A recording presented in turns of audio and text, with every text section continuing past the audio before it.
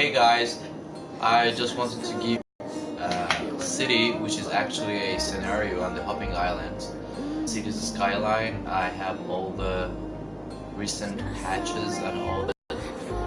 So it's on the, I'm nearly at the end. I had faced some major problems like the fluctuation of the population and other stuff.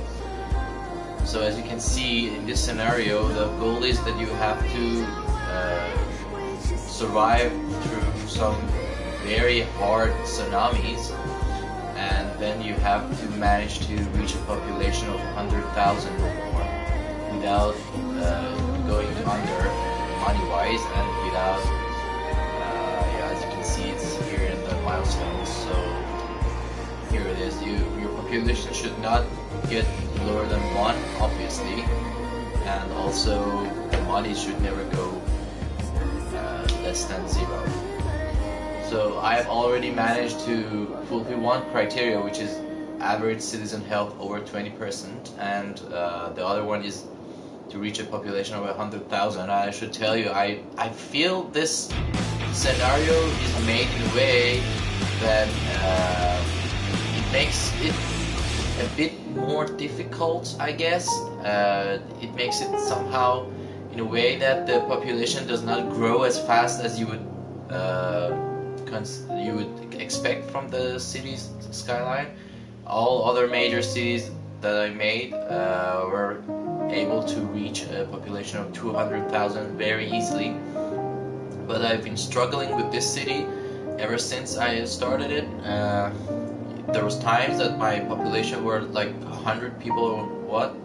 Especially at the beginning of the scenario, it's very, very tough and very difficult because the game starts to hit you with the tsunamis left and right, and with very short intervals. And what is interesting is that when you get rid of the first, when you survive through the first 2 or 3 tsunamis, the interval gets much bigger and much larger. So I guess even I believe that I have not experienced this enough through my 3rd one. And I was managed to easily populate the city after that, because when your population grows, you get a lot of tax incomes and you don't have any money problem. As you can see here, I'm already having a 1,192,000, and this is a very relatively small revenue for me, because I had managed to get in this city for sometimes more than $3 million. And as I will show you in a second, that I had this problem. I have actually put some policies in place which are very costly, because I wanted to maximize the growth of my population here. So as you can see, there's pretty sophisticated road network here, and I'm sure that it's not be pretty at all, but it's practical, because halfway through the build of my city, I realized that the major problem that was somehow paralyzing and somehow making it difficult for my population to grow larger was that it was because of the heavy traffic that I had imposed on my highway system, which not actually I didn't impose that, the population did. So the heavy traffic in my highway system were actually limiting the inflow of population in my city, to my city. So what was happening was that, as you have noticed, sometimes when there's a high traffic and there's a heavy traffic, the cars tend to disappear, and when they're disappearing, that somehow results in a decrease, in a reduction in your population. So I have some quick tips for you here.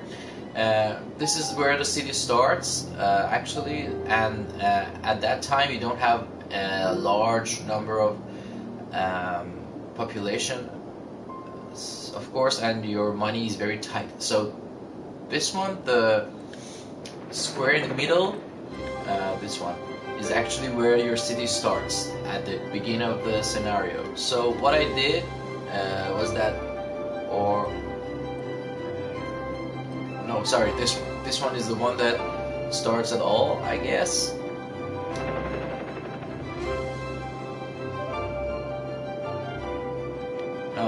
The first one, sorry.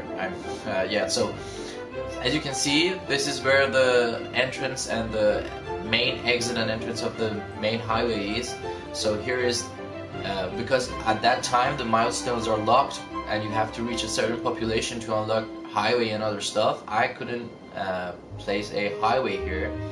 So I started with some smaller roads and I made a roundabout here. So, and that's where I put my industry.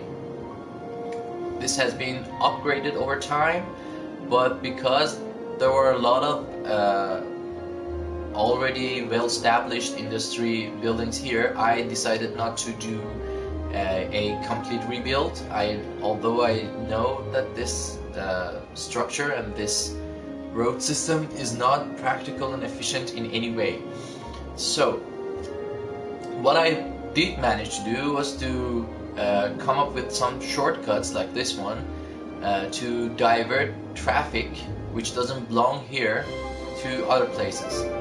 So as you can see, this is a total no-no in Cities Skyline, but as I told you, this is not a very efficiency-oriented gameplay. So yeah. What else I can show you? So we're just gonna start the tour in this city. So as you can see, the highway which brings the people from other cities to my city starts from here. Actually, there are two highways. There's one here and there's another one there. So a good thing is to do is to manage to connect these two highways. I have not yet done due to the limitations in my area. So I've done it in another way like this. I had to go through the city, which obviously brings some opportunities and some downsides to the traffic flow. But here I don't believe that there is a lot of demand from going just through the city to reach the other highway. So I guess there's actually no need for that. Maybe I'm gonna consider it, I don't know. So here you go. Here we go. Here you can see that the traffic flows through the city. I have managed to come up with this quite adventurous, I can say. It's a very adventurous built road system, which well, I should tell you that I'm streaming this on a PS4 Pro, so sorry because I don't have any mods and I don't have a luxury of mouse and keyboard. So if the roundabouts are not that circular, that's not intended. That's how the game manages to do it. I don't know why, because if you place a roundabout in the on the ground and then you add exits to it, somehow the game changes the structure of that circular shape, and that actually ruins the fun. So as you can see, there's some kind of bug here, because I guess it's the limitations of the graphical hardware, because as I zoom in, it turns back to the polygon counts go up and it becomes circular, but when I zoom out it gets square type. So this is one of the industrial parts, and then I go further and there is a division here. As you can see, here I've implemented a shortcut which diverts the traffic away from the old town, which started all. So in this way, the guys who just want to go through the city in order to reach this highway, they're gonna use this shortcut. And also the guys coming from the nearby island here, which you can see there are plenty of highway islands here. Oh, okay. Something else that I have to tell you is that actually I used the landscaping tools to expand this island here a bit. So I somehow, what like people in Dubai are doing right now, I poured some soil in the ocean and I expanded this island. This was half this size, I guess. And then you can probably guess from where this is being expanded, because this is as you can see, here's the line of the area which I cannot go past through, so this is the city limits. So the part here which is extended is quite obvious. So here we go. I have made some I really like this monorail system in this city and in this game, because it brings so many opportunities. You can reach places that no other transport system can. It doesn't have the limitations of the train. It's far more efficient and it's far more elegant. And it's much more advanced. So I managed to implement this transport system between my islands. Although I managed to do it quite late in the city, because I didn't need the necessity to tighten my budget with this, but it does a very good job. The islands are also connected to each other with road systems and also ferries, which is, I guess, very necessary for this kind of scenario. As you can see, I have a vast road network here, and what I went for is that I decided not to use any fossil fuel based power plants. I use all the ones with renewable energy, because although it is more expensive, but you can save a lot on actually the pollution side of things, and also you can be independent in the matter of oil and oil imports, and because that puts a great burden on your road system, because the trucks should deliver the oil and coal from other cities to your city. So that's how you can do it.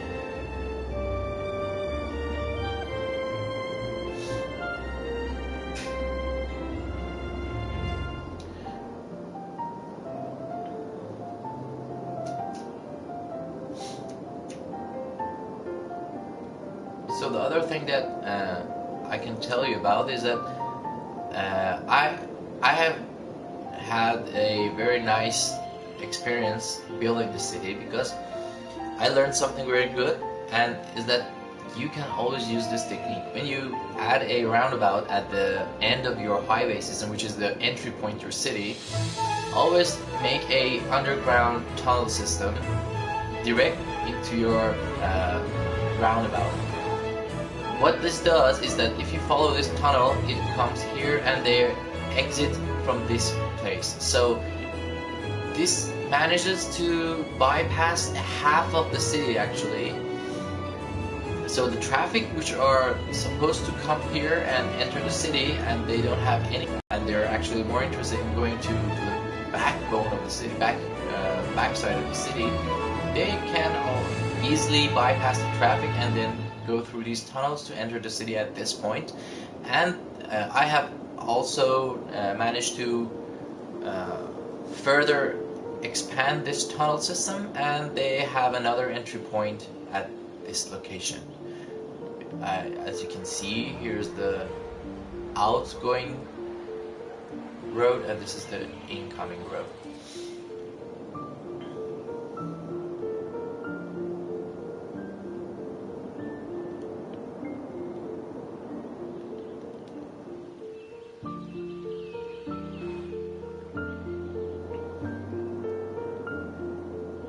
There you go, guys. I hope that you enjoyed this video, and I'm looking forward to all your comments and like buttons, and obviously I'm gonna be streaming more from this City Skylines and also other games in the future. So if you liked it, please subscribe to our channel. That would help a lot. Thank you very guys. Have a nice time. Bye.